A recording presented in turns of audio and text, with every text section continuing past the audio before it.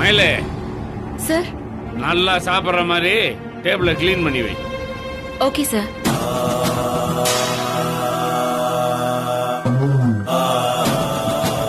மகா, இவன் தான் உன் தம்பி வெற்றி. வெற்றி, நீ அக்காவை பார்க்கணும் ரொம்ப ஆசைப்பட்டல, அது இதுதான் மகா. ஹைக்கா. ஹாய் வெற்றி.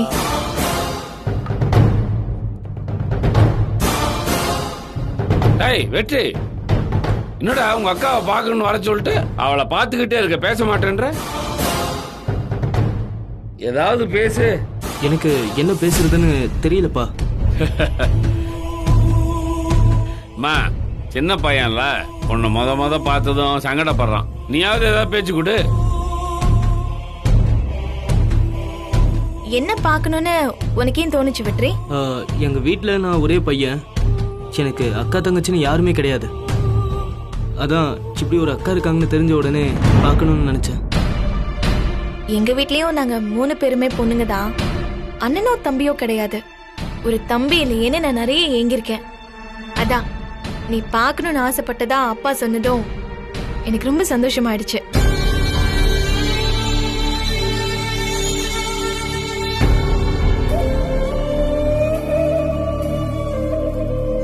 நீங்க 2 பேரும் ஒரு தாய் பிள்ளைங்க இல்லைனாலும் ஆனா ரொம்ப சகஜமா பேசிக்கிறீங்க பாரு. அதை பார்க்கும்போது எனக்கு சந்தோஷமா இருக்குப்பா. நீங்க எப்பவுமே இப்படியே இருக்கணும். கண்டிப்பா இருப்போம்ப்பா. அம்மா எப்படி இருக்காங்க வெற்றி? நல்லா இருக்காங்க அக்கா. வீட்ல அம்மாவும் மத்த 2 அக்காவும் எப்படி இருக்காங்க? நல்லா இருக்காங்களா? சூப்பரா இருக்காங்க வெற்றி. உன்னை பார்த்ததுமே கொடுக்கணும்னு நினைச்சேன், மறந்தே போயிட்டேன். இந்தா இத போட்டுக்கோ. இதெல்லாம் எதுக்குக்கா? வேண்டாம். அப்படி சொல்லாதடா. என் தம்பிக்கு இந்த அக்காவால முடிஞ்ச ஒரு சின்ன கிஃப்ட்.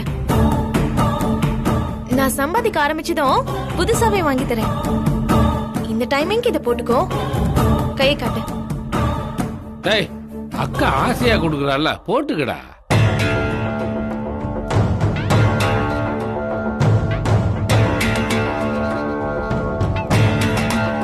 இவ பேசுறத பார்த்தாலே நடிக்கிறான்னு நல்லா தெரியுது. இத போய் அப்பாவும் நம்பிட்டு இருக்காரே.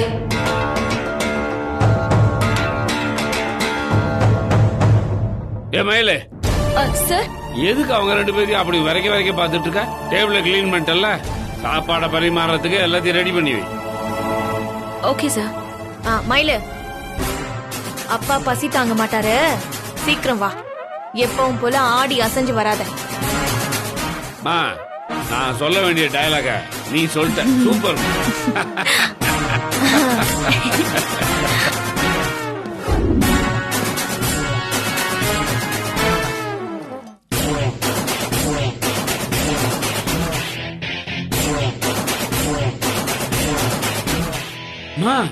உருண்டை குழம்பா செஞ்சு எடுத்துட்டு வந்திருக்க? ஆமாப்பா. இத செஞ்சு எடுத்துட்டு போன அம்மாவா சொன்னா? அம்மா தான் வீட்ல இல்லையப்பா. உருண்டை குழம்பு வைக்கலான்னு எனக்கு தான் தோணுச்சு, அதான் செஞ்சு எடுத்துட்டு வந்தேன். நீ வச்சியா?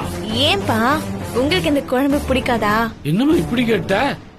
எனக்கு கறி மீனை விட ரொம்ப பிடிச்ச ஐட்டமே இந்த உருண்டை குழம்பு தாமா.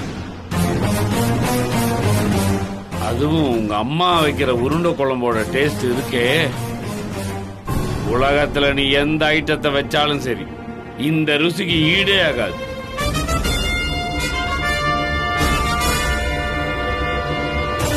என்ன இந்த ஆளு ஒரு சாதாரண உருண்டை குழம்புக்கு போய் இவ்வளவு உருக்கமா பேசுறாரு? என் சமையல் பிடிக்கவே கூடாதுன்னு நினைச்சா இதான் ஃபேவரட் டிஷ் வேற ஃபீல் பண்றாரு. என் பிளான் எல்லாம் ரிவர்ஸ் ஆயிடும் போல இருக்கே. உன் தம்பிக்காக தான் ஏதாவது நல்லதா சமைச்சு எடுத்துட்டு வான்னு சொன்னேன். ஆனா நீ எனக்கு பிடிச்ச சாப்பாடை கொண்டு வந்த பார். உன்னையே அறியாம நீ எனக்கு பிடிச்சதை செஞ்சிருக்கனா அதுக்கு என்னமா அர்த்தம்?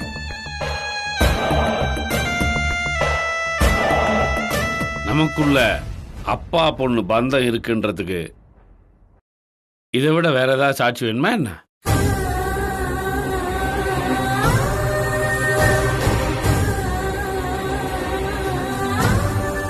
இத புரிஞ்சுக்காம ஒரு சிலரு நீ என் பொண்ணே இல்லைன்னு சொல்லிட்டு அலையறாங்கல்ல, அவங்க உச்ச தலையில நச்சு நடிச்சபடி இந்த குழம்ப நீ எடுத்துட்டு வந்துட்டமா. மனசுக்கு இப்பதான் அவ்வளவு சந்தோஷமா இருக்குமா. சரி சரி, உன் கை பக்குவத்தை நான் தான் முதல்ல டெஸ்ட் பண்ணும். வெற்றிக்கு நீ அப்புறமா போடு, முதல்ல எனக்கு பரிமாறு. கரண்டியை கொண்டா. மயில கரண்டியை கூட. இந்தாடா.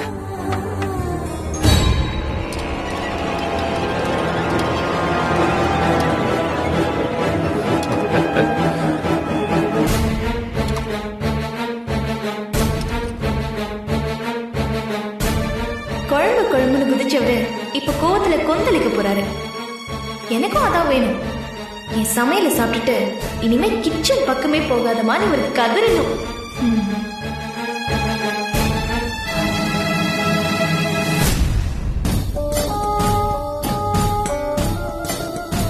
மகா, சுசீலா பொண்ணுங்கிறத நீ நிரூபிச்சிட்டமா.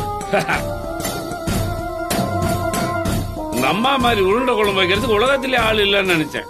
ஆனா சூப்பர். நீ அவ வாரிசு தான். சுசீலா வாரிசாவே பிறந்திருக்க. அந்த ருசி, அந்த கைப்பக்குவம் அப்படியே இருக்குதுமா.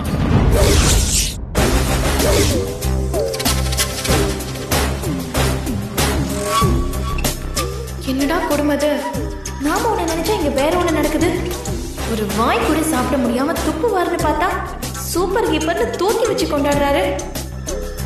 மகா, வெற்றிக்கும் போடுமா. இவ்வளவு நல்ல சாப்பாட்டாவும் சாப்பிட்டுக்க மாட்டான். ஒரு அருமையான சாப்பாட்டை சாப்பிடறது கூட சந்தோஷம்தான். அந்த சந்தோஷம் என் பையனுக்கும் கிடைக்கட்டும்.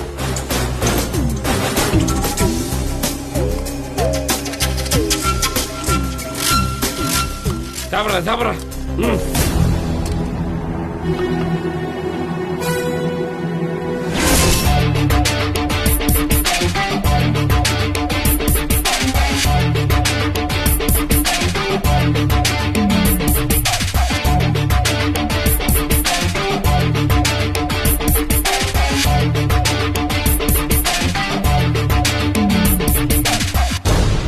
என்ன வெற்றி, சாப்பிடாம அப்படியே வாயில வச்சிருக்க? அது ஒண்ணு இல்லம்மா, குழம்போட ருசி நாக்கிலேயே நிக்கும்ல, அதான் அப்படியே வச்சு மெயின்டைன் பண்றான் போல இருக்கு.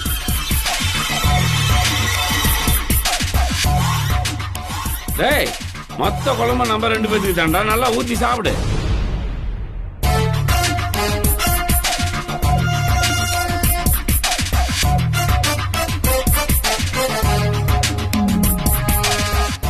டேய், சாப்பிடாம எங்க போற?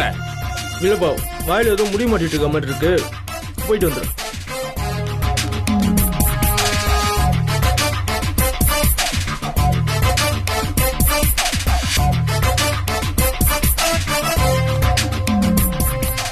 வாடா வாடா சாப்பிடு.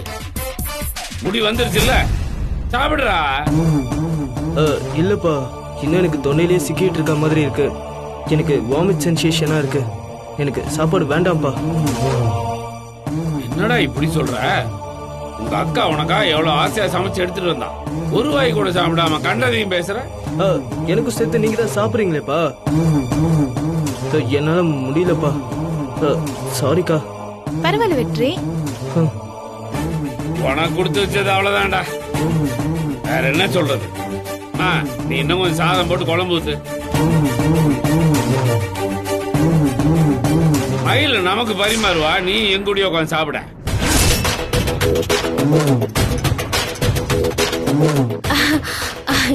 இல்லப்பா, நீங்க திருப்தியா சாப்பிடுங்க. எனக்கு சுத்தமா பசியே இல்ல.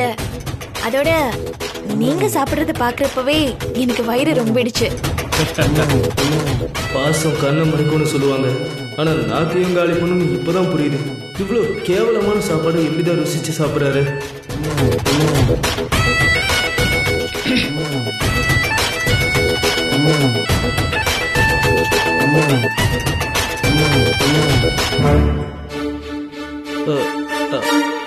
அப்பா, சின்ன அக்காவை காட்டிட்டீங்க, மத்த 2 அக்காவை எப்பப்பா காட்ட போறீங்க?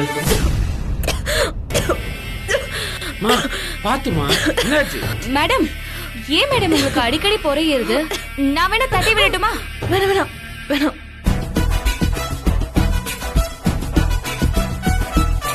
தம்பி மத்த 2 பேரையும் பார்க்கணும்னு ஆசைப்படுறான். ஒரு நாள் அவங்களையும் இங்க கூப்பிட்டு வரியாமா?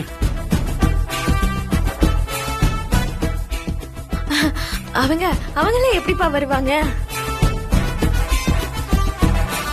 ஏன் மேடம் வரமாட்டாங்க? உங்க அம்மா மாதிரி அவங்களும் கோவத்திலயா இருக்காங்க?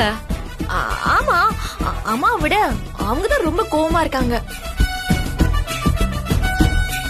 மேடம் அப்ப ஒண்ணு பண்ணலாம். வெற்றியை ஒரு நாள் உங்க வீட்டுக்கு கூட்டிட்டு போங்க.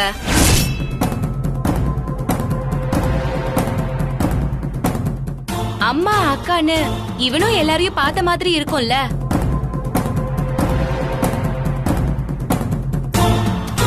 ஏமாகா, மயிலு சொல்றது கூட நல்ல ஐடியா தான் இல்ல? எல்லாருக்கும் என் மேலதான கோவம். என் பையன் வந்தா என்ன சொல்லுவாங்க? என்னப்பா பேசுறீங்க? அப்பாவை வெறுக்கிறவங்க பையனை மட்டும் இங்க எப்படி ஏத்துப்பாங்க? மேடம் நீங்க குருமூர்த்தி சாரோட பையன்னு சொன்னாதானே பிரச்சனை. ஃப்ரெண்டோட தம்பின்னு சொல்லி கூட்டிட்டு போங்க. அதுலயும் பிரச்சனைனா நீங்க வீட்டுக்கு கூட கூட்டிட்டு போக வேணாம் மேடம். தூரம் இருந்தே உங்க அக்காங்களெல்லாம் வெற்றிக்கு காட்டுங்க. பார்த்து சந்தோஷப்பட்டுக்கிட்டோம்.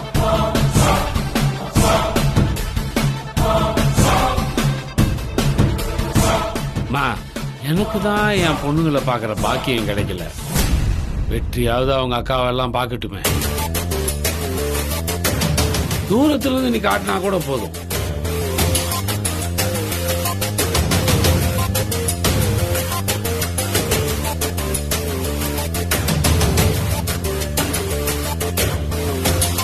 என்னம்மா சொல்ற?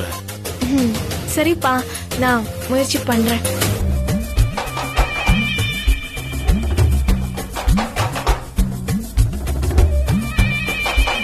வேணும்னே எனக்கு கூத்து விடுறியா? நேரம் வரப்போ இதே மாதிரி நான் ஒண்ணு மாட்டி விடுறேன் பாருடி.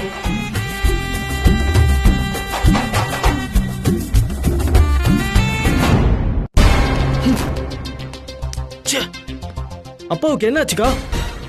அவ செஞ்ச சாப்பாட்டை வாயிலேயே வைக்க முடியல. இவ்வளவு கேவலமான சாப்பாட்டை என் லைஃப்ல நான் சாப்பிட்டதே இல்லக்கா. இத போய் ஆஹா ஓஹோன்னு பாராட்டுறாரு. மிச்சம் வைக்காம காலி பண்ணிட்டு இருக்காரு. எனக்கு வந்த கோபத்துக்கு உங்க நாக்கு என்ன செத்து போச்சான்னு கேட்டிருப்பேன். அவ முன்னாடி எதுவும் காட்டிக்க கூடாதுன்னு நான் பொறுமையா இருந்தேன். நான் தான் சொன்னேன்ல வெற்றி சார், அவதான் தான் பொண்ணுன்னு நம்புறாரு. அவ மேல கண்மூடித்தனமான பாசம் வச்சிருக்காரு. அதனாலதான் அவருக்கு எதுவுமே தப்பாவே தெரியல. நம்ம அவளை பத்தி சொன்னாலும் அவரால் அதை ஏத்துக்க முடியல. இப்ப நம்ம என்னதான்க்கா பண்றது? உண்மையை புரிய வச்சு அப்பாவை எப்ப தெளிய வைக்கிறது? அவ ஒரு கிரிமினல்னு நிரூபிக்கிறத தவிர நமக்கு வேற வழியே இல்லடா. அத சாதிக்கணும்னா நீயும் அவள மாதிரியே நடிக்கணும். அவ அப்பா அப்பான்னு உருகுற மாதிரி நீயும் அக்கா அக்கான்னு உருக ஆரம்பிக்கணும். மத்த 2 அக்காவையும் காட்டுன்னு நீ அவளுக்கு டார்ச்சர் கொடுத்துக்கிட்டே இருக்கணும். சாரையும் அடிக்கடி அத சொல்ல வைக்கணும். அப்பதான் அக்காவா நடிக்கிறதுக்கு அவ எப்படியும் 2 பேரை ரெடி பண்ணுவா. அவளுக்கே தெரியாம நீ அவங்க 2 பேரும் வீடியோ எடுத்துட்டு வந்துரு. நிச்சயமா அவங்க ஒரிஜினலா இருக்க மாட்டாங்க. அவங்கள ஃபாலோ பண்ணி நம்ம புடிச்சிட்டு வந்து சார் முன்னாடி நிறுத்தினா மகா செஞ்ச எல்லா திருட்டுத்தனத்தையும் வெளியே கொண்டு வந்துடலாம். அதுக்கப்புறம் சாருக்கே அவ எவ்வளவு பெரிய கிரிமினல்னு புரிஞ்சிடும். ஓகேக்கா, டன். நீங்க எனக்கு பிளானை மட்டும் சொல்லுங்க, நான் அதை பர்ஃபெக்டா முடிச்சு காட்டுறேன். ஒருவேளை அவ நிஜமாவே அப்பாவோட பொண்ணா இருந்தா என் வேலை ரொம்பவே கஷ்டமா போயிருக்கும்க்கா. வெற்றி, நான் உன்னை கேட்டா நேர்மையான பதில் சொல்லுவியா? கேளுங்கக்கா. சார் அந்த குடும்பத்தோட சேர விடாம தடுக்கிறது தான் உன் நோக்கமா? ஆமாக்கா, என் இடத்துல யாரா இருந்தாலும் அப்படிதான் யோசிப்பாங்க. அப்பா அந்த குடும்பத்தோட சேர்ந்துட்டாருன்னா என் வாழ்க்கை என்ன ஆகுறது, என் அம்மாவோட வாழ்க்கை என்ன ஆகுறதுக்கா? நானும் அம்மாவும் அனாதரவா நின்றுவோம். வெற்றி, இது உன் பக்கம் இருக்கிற நியாயம். அதே மாதிரி அந்த குடும்பத்துக்கு ஒரு நியாயம் இருக்கும்ல. அந்த அம்மா 20 வருஷமா புருஷனை பிரிஞ்சு வாழ்ந்துட்டு இருக்காங்க. புருஷங்கிற துணை இல்லாம அவங்க எவ்வளவு கஷ்டப்பட்டு இருப்பாங்க. அப்பாங்கிற உறவு இல்லாம அவரோட பாசம் கிடைக்காம அந்த 3 பொண்ணுங்களும் எவ்வளவு வேதனைப்பட்டிருப்பாங்க. இத்தனை காலம் கழிச்சு இப்பதான் அந்த அன்பும் அக்கறையும் அவங்களுக்கு கிடைக்க போகுது. இதுக்கு மேலேயாவது அவங்க அந்த சந்தோஷத்தை அனுபவிச்சுக்கிட்டு போகட்டுமே. அதை தடுக்கிறதெல்லாம் நியாயமா இருக்குமான்னு நீயே மனசாட்சியோட யோசிச்சு பாருடா. அக்கா இவ்வளவு காலமா அவங்க அப்படிதானக்கா வாழ்ந்துட்டு இருந்தாங்க. இதுக்கு மேலேயும் அப்படி வாழ்ந்துட்டு போறதுல அவங்களுக்கு என்னக்கா பிரச்சனை இருக்க போகுது? ஆனா நானும் அம்மாவும் அப்பா கூட இருந்தே பழகிட்டோம்க்கா. அவர் கூட இருக்கிற சந்தோஷத்தை நல்லாவே அனுபவிச்சிட்டோம். அது எப்படிக்கா நாங்க இழக்க முடியும்? இழக்கணுங்கிற அவசியம் வரலனா நீ அவங்களை ஏத்துப்பியா வெற்றி? அக்கா உங்க கேள்வியே எனக்கு புரியலக்கா. சார் அந்த குடும்பத்துக்காக உங்களை தூக்கி எரிஞ்சிடுவாரோன்னு தானே நீ பயப்படுற. அப்படி நடக்கலன்னு வச்சுக்கோ, 2 குடும்பத்தையுமே பாத்துக்கணும்னு அவர் முடிவு பண்றாருனா அப்போ உன் முடிவு என்னவா இருக்கும்? அப்பவும் என்னால அவங்களை ஏத்துக்க முடியாதுக்கா. 2 குடும்பத்தையும் மெயின்டைன் பண்ணணுங்கிற யோசனை இருக்குல்ல, அதுவே எனக்கு தப்பா தெரியுதுக்கா. அவர் எங்க வீட்டுக்கும் வந்துட்டு அவங்க வீட்டுக்கும் போயிட்டு ச்சே, நினைச்சாலே எனக்கு ஒரு மாதிரி அருவருப்பா இருக்குக்கா. எனக்கு அப்பானா அவர் எனக்கு மட்டும்தான் அப்பாவா இருக்கணும். அவர் பாசத்தை என்னால எப்படி பங்கு போட்டுக்க முடியும்? 2 குடும்பம் வந்துட்டா அப்பா எங்களுக்காக செலவு பண்ற நேரத்துல ஆரம்பிச்சு பணம் வரைக்கும் எல்லாமே பாதி பாதியா பிரிஞ்சிரும். அப்படின்னா இது வரைக்கும் வாழ்ந்த வாழ்க்கைய எங்களால வாழவே முடியாதுக்கா. பிரிஞ்சு போனவங்களாவே இருக்கட்டும். எதுக்கு இத்தனை வருஷம் கழிச்சு எங்க வாழ்க்கையை டிஸ்டர்ப் பண்ணணும்? டிஸ்டர்ப் பண்றாங்கன்னு நீ ஏன் நினைக்கிற வெற்றி? 2 குடும்பமும் ஒன்னா சேர்ந்து இருக்கிறதும் ஒரு சந்தோஷம் தானே. உனக்கும் 3 அக்காங்க கிடைப்பாங்க, இன்னொரு அம்மா கிடைப்பாங்க. இத்தனை உறவு புதுசா கிடைக்கும் போது வாழ்க்கை இப்ப இருக்கிறத விட இன்னும் அழகா இருக்கும்ல. வெற்றி நீ ஏன் அப்படி பாக்குற? அந்த குடும்பத்துக்காக மூச்சை புடிச்சுக்கிட்டு பேசுறீங்களே. எங்க குடும்பத்தை ஒதுக்கி வச்சுட்டு அப்பாவை அந்த குடும்பத்தோட சேர்த்து வைக்கிறதா உங்க பிளானா? சேச்சே, கனவுல கூட என்னால அப்படியெல்லாம் நினைக்க முடியாதுடா. இந்த விஷயத்துல நீ என்ன நினைக்கிறேன்னு தெரிஞ்சுக்கிறதுக்காக தான் நான் இதை கேட்டேன். இப்ப நான் உங்களை ஒரு கேள்வி கேக்குறேன்க்கா. ஒரு பேச்சுக்கு நீங்க தான் அப்பாவோட கடைசி பொண்ணுன்னு வச்சுப்போம். அதான் உண்மை வெற்றி. அத சொல்ற காலம் எப்ப வரும் தான் நான் காத்துட்டு இருக்கேன். 2 குடும்பத்தையும் பார்த்துப்பேன்னு அப்பா உங்ககிட்ட வந்து சொல்றாரு. அந்த சமயத்துல நீங்க எப்படி ரியாக்ட் பண்ணுவீங்க? நான் சந்தோஷமா ஏத்துப்பேன்டா.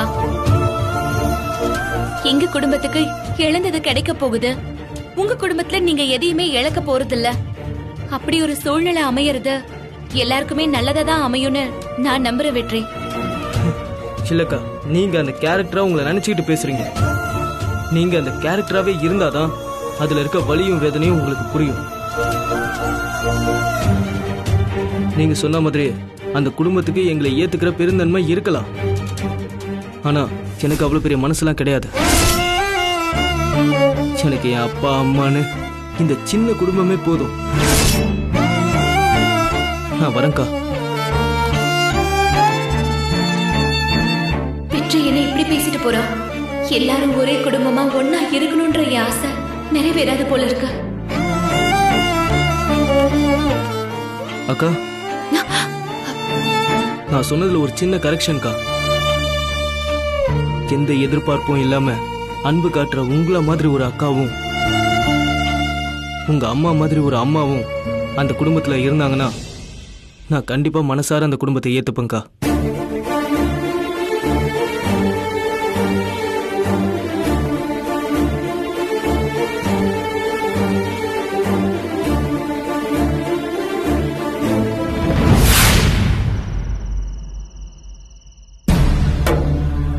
மகா மேல சார் கண்மூடித்தனமான பாசம் வச்சிருக்காருன்னு நான் உன்கிட்ட சொன்னேன்லம்மா. இப்ப வாத நம்புறியா? உன்ன மாதிரி யாராலையுமே உருண்டை குழம்பு வைக்க முடியாதுன்னு அவர் என்கிட்ட அடிச்சு பேசிருக்காருமா. 1000 பேர் உருண்டை குழம்பு வச்சாலும் என் சுசீலாவோட கை பக்குவம் எனக்கு தனியா தெரியும்னு சொல்லிருக்காரு. ஆனா இன்னைக்கு அவ வச்ச குழம்ப நீ வச்ச குழம்பு மாதிரி இருக்குன்னு பாராட்டுறாரு. நீ வைக்கிற மாதிரி இல்லாம அது வேற மாதிரி டேஸ்டா இருந்தா கூட பரவாயில்லமா. வெற்றி ஒரு வாய் கூட வைக்க முடியாம துப்பிட்டு வந்துட்டான். யாருக்கும் தெரியாம நான் கூட அந்த குழம்பு டேஸ்ட் பண்ணி பார்த்தேன். மட்டமான சமையல்னா அது அவ செஞ்ச உருண்டை குழம்புதாமா. அத போய் சூப்பரா இருக்குன்னு மொத்தமா வலிச்சு வலிச்சு சாப்பிடுறாருமா. அததான் என்னால ஏத்துக்கவே முடியல. என்னதான் பாசம் இருந்தாலும் ஒரு மனசாட்சி வேணாமா அவருக்கு? உலக வழக்கமே இதானே. நமக்கு பிடிச்சவங்க தப்பே செஞ்சிருந்தாலும் நாம அதை சரின்னு தான் நினைப்போம். நமக்கு பிடிக்காதவங்க நல்லது செஞ்சாலும் அது நம்ம கண்ணுக்கு தப்பா தான் தெரியும். அந்த இன்ஸ்பெக்டர் அந்த திருடிய பொண்ணா நினைக்கிறதுனால அவ என்ன செஞ்சாலும் தலையில தூக்கி வச்சுட்டு ஆடுறாரு.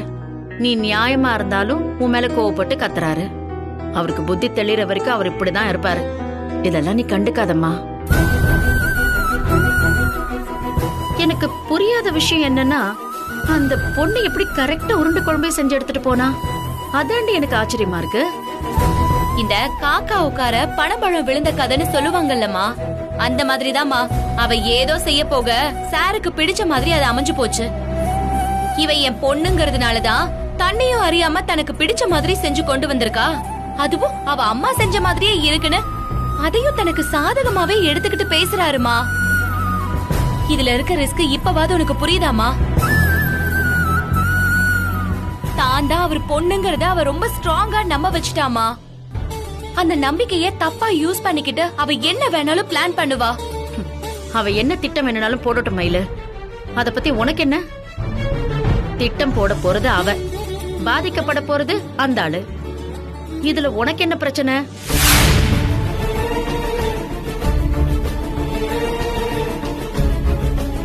ஒரு தப்பான ஆள் கிட்ட இருந்து அப்பாவை காப்பாத்தணும்னு பொண்ணு மனசு துடிக்குதா?